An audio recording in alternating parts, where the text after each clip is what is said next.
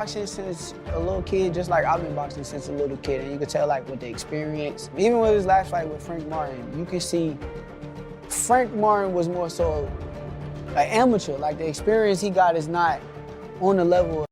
Gervonta "Tank" Davis, known for his explosive power and disciplined approach to the sport, follows a highly structured training regimen to prepare for his upcoming bouts. As he gets ready for his rescheduled fight against Lamont Roach on March 1st, 2025 at the Barclays Center in Brooklyn, New York, his daily routine exemplifies an unwavering dedication to excellence. Davis starts his day before dawn, typically around 11 a.m. His first step is hydration. He drinks a liter of water to kickstart his metabolism and maintain proper hydration levels. After that, he spends 15 minutes stretching and practicing light yoga, improving his flexibility and preparing his body for the intense training ahead. During this time, he keeps distractions to a minimum, focusing entirely on the task at hand. Next, he heads to the boxing gym for specialized training. He begins with shadow boxing, dedicating at least 3 rounds to refining his technique and improving his movement. This is followed by footwork drills, which emphasize agility and balance.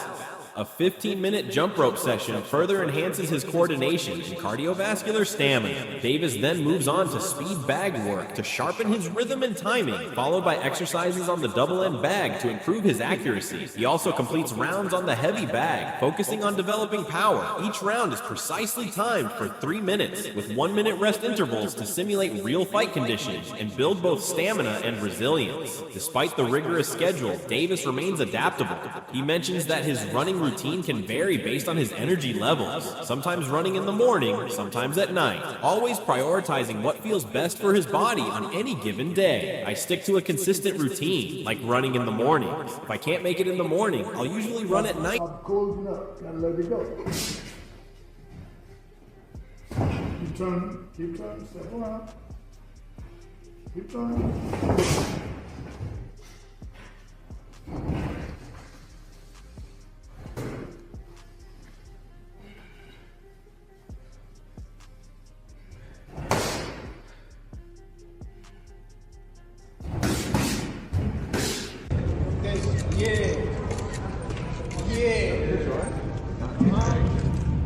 Tank all day, baby. Tank all day. Easy work. Easy work. My money goes to it. All right, guys.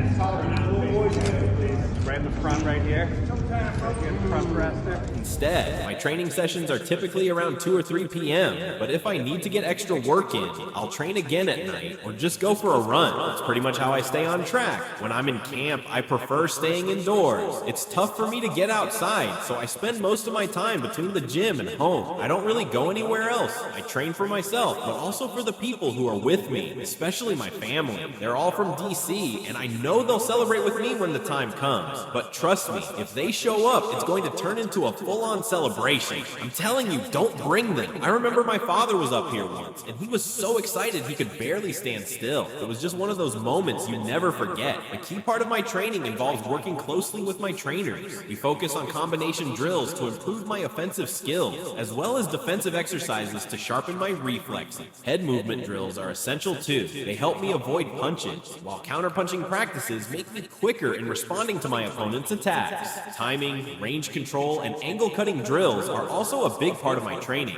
all of which ensure I have solid technical skills across the board. When it comes to camp, I get my own place to stay and immediately dive into my routine. Day 1, I start running. I might not always feel like running in the morning, so I'll switch it up and run at night. My schedule varies, but I'm always training. If I don't run in the morning, I'll do it at night and follow up with more training. That's just how it is for me. During camp, I rarely leave the house. It's all about staying focused, just me, the gym, and my home. It's a pretty simple, isolated routine, but it's how I prepare for the big moments. As for my typical day during camp, I'm definitely more of a night person. I usually don't sleep until about 3 or 4 a.m. and then wake up around 11. After I get up, I'll go for my run, eat, and then sometimes rest a bit before getting back into the grind, probably around 600 or 700 calories, and then I'll get my night workout in. Damn! So you're doing 2 workouts a day now. Davis recently opened up about Tyson Fury's unusual training camp habits. Fury, known for his eccentric methods, shared a surprising practice that caught the attention.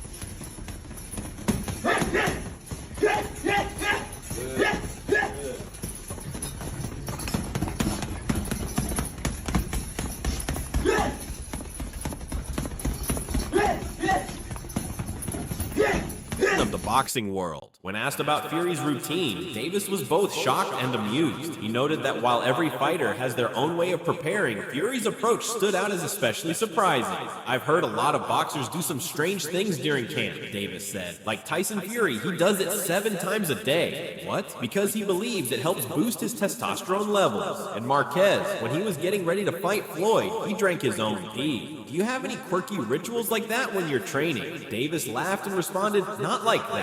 I think he's probably just messing around with that idea, honestly. You think so? Yeah, I mean, he says it's a scientific thing because he believes it helps keep his testosterone high, and then he can bring that energy into the ring, making him the toughest version of himself. I don't know, man. I always heard that stuff like that makes you weak. No energy, no legs. That's what I thought too, Davis added. But if he really does that and still fights the way he does, that's impressive. He's built differently. Davis's training is carefully managed by his longtime coach, Calvin Ford, who has played a pivotal role in shaping Davis's career and refining his skills. Ford believes in a holistic approach that integrates physical fitness, technical ability, and mental toughness. Before I hit the gym, I've got to make sure my hands are right. I've got to get my punches on point because I don't throw weak punches. I let them land hard. You know what I mean? It's all about precision and power. Ford's training philosophy focuses on balance, strengthening Davis's explosive power and agility, while also targeting areas for improvement. He places a strong emphasis on discipline, consistency, and mental preparation to help Davis stay at the top of his game. Through intense sparring, strategic planning, and developing a resilient mindset, Ford ensures that Davis is ready for the challenges that each opponent presents. What does it take to defeat Tank Davis? What steps will you and your team, along with your son, take to ensure victory? We've got a solid game plan.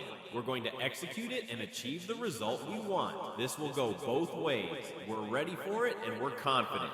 What will Lamont Roach learn on March 1st in the ring at Barclays Center? He'll learn a lot. We're prepared for this fight and we've got the right strategy in place. We've got a game plan and we're ready to execute it with precision. The upcoming match between Tank Davis and Lamont Roach has stirred up some debate in the boxing community. Critics are suggesting that it feels more like a financial spectacle rather than a real competitive challenge.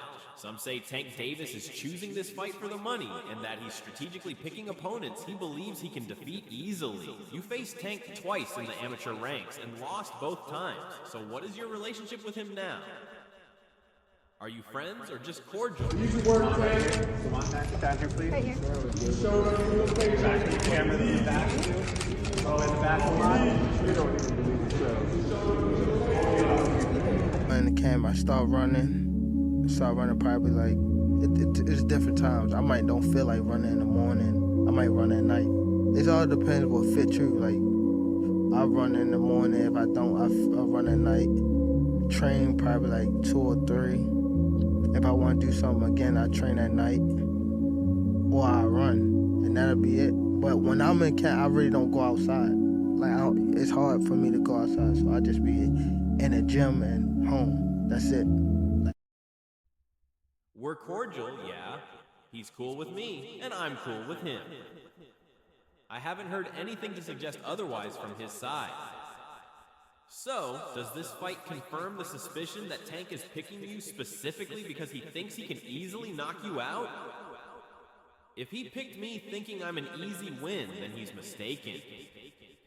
Everyone knows that's not going to happen. I'm confident in my abilities, and Tank knows that too. I believe he chose me because I'm going to be one of the toughest opponents he's faced in his career. Despite this, some boxing analysts like Showbiz the Adult have expressed disappointment with this matchup, calling it a mismatch.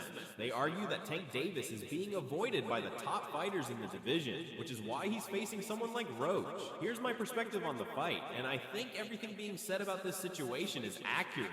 Gervonta Tank Davis has been avoided by several top fighters leading up to this point. Shakur Stevenson ducked him, as did Loma, Vasyl Lomachenko, and even Elio Rio didn't want to fight him this But year. I do it for the people with me. My whole family is from DC. My whole family, like my entire family. Don't bring them. For what? Bring them. For what? Don't bring them. I'm telling you, They don't gonna bring 'em. celebrate with me. You hear Don't me? bring them. It's gonna be a party on your floor. I'm gonna let y'all know something. His father was up here It's shaking gonna- it's on the gonna what's be- the name? He was shaking on the Pops. On the what? shaking on my On the on my what? kids. He was shaking on this thing. On Hey, my Pop, kids, he was never. shaking. Don't Never. say, bruh. That's Tell cap. me. Postpone it to next year. Another rumor I've heard is that Tank wanted the fight at 135 pounds with rehydration clauses and all kinds of stipulations. I'm not sure if that's entirely true, but it wouldn't surprise me if it was. For whatever reason, the fight with Elio fell through, and the available options just got worse. Now, as much as I understand the situation, the fight between Lamont Roach and Tank is a mismatch. If Devin Haney announced he was going to fight Lamont Roach, coming up from 130 to 135, I'd call that trash too. Let me be clear, I think Tank is way better than Devin Haney. So yeah, it's a trash fight, plain and simple. Lamont Roach himself acknowledges that while Tank could have opted for tougher competition, like fighters from higher weight classes such as Canelo Alvarez, the idea of Tank fighting Canelo is unrealistic since Canelo competes at 168 pounds in the super middleweight division. When asked why Tank had an easier time with Frank Martin, Roach explained that Martin was inexperienced and nervous, but he's confident that the fight with him will be different. Roach is always looking for the fight. Everything is true about this situation. One, Gervonta Tank Davis was being ducked leading up to this. Shakur Stevenson ducked him. Lomachenko ducked him openly. El Rayo didn't want to fight this year. He wanted to fight next year. Another thing is, I was hearing that Tank wanted it at 135 and rehydration, all kind of shit. So, but I don't know how true that is, which it wouldn't shock me if that was true. Either way, for whatever reason, El Rayo fell apart. The options were just getting diabolical. All right, I understand that. At the same time, Lamont Roach versus Tank is trash. If Devin Haney announced he was fighting Lamont Roach coming up from 130 next at 135, I'll say that is trash. Let me tell you this. To me, Gervonta is far better than Devin Haney. So it's trash. A knockout, and no matter what, he's prepared for 12 rounds, but he'll always go for the knockout if the opportunity arises. Roach also makes it clear that he's not taking this fight for the payday. He believes Tank will be an easy opponent for him, almost like a piece of cake. Roach points out that he's the reigning champion at 130 pounds, while Tank fights at 135 pounds, and if Tank were truly looking for a competitive challenge, he could have fought other fighters in higher weight classes. But again, the idea of Tank facing Canelo is unrealistic due to their weight differences. Roach also brings up that Tank had to get special permission to move up to the lightweight division for this fight. Tank's in the 135-pound range, but Roach is the champ at 130 pounds. There's been a lot of chatter about why Tank isn't facing Canelo instead of Roach. People are saying, why not fight Canelo? Roach thinks it's a crazy suggestion and is surprised that people actually believe it's a realistic fight. Floyd Schofield, another boxer in the lightweight division, also shares his thoughts on Tank's mindset leading up to the fight with Roach. Schofield believes Tank would be better off focusing on his upcoming bout with Roach rather than getting distracted by unrealistic matchups. When it comes to focusing on the opponent, it's important to block out distractions like social media or personal issues. You mentioned the potential fight between Lamont Roach and Gervonta Davis. Although it's not confirmed whether it'll take place in December or January, how do you see that fight playing out? Would you feel comfortable making a prediction about someone else's match rather than your own? Personally, I wouldn't, because I'm not sure what Lamont Roach and his team are preparing for. I don't want to downplay him or his camp, because there's always a chance that he could surprise everyone.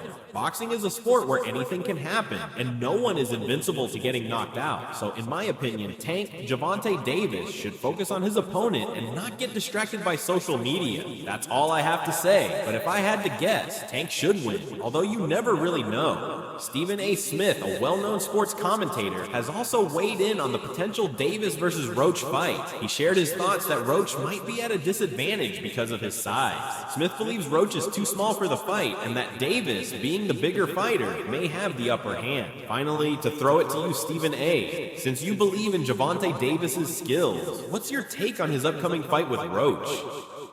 Sorry, go ahead. I believe Roach is just too small. The main issue here is size. It's not about questioning Roach's skills or anything like that, but it's similar to the situation with Frank Martin. This guy comes in with only 18 fights, and I remember watching the pre-fight press conference when he got under Gervonta Davis's skin so much that he actually... For a very, very big moment. What is your normal day-to-day like at this time of a camp? I'm also a night person, but I might go to sleep probably around like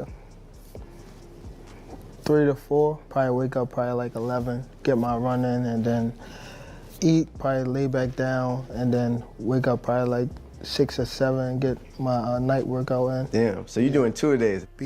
But you specifically? Me? First of all, I get a camp house, out here. Like day one in the camp, I start running probably like, it's different times. I might don't feel like running in the morning. I might run at night, It all depends what fits you. Like, I run in the morning. If I don't, I'll run at night. Train probably like 2 or 3. If I want to do something again, I train at night. Or I run. And that'll be it. But when I'm in camp, I really don't go outside.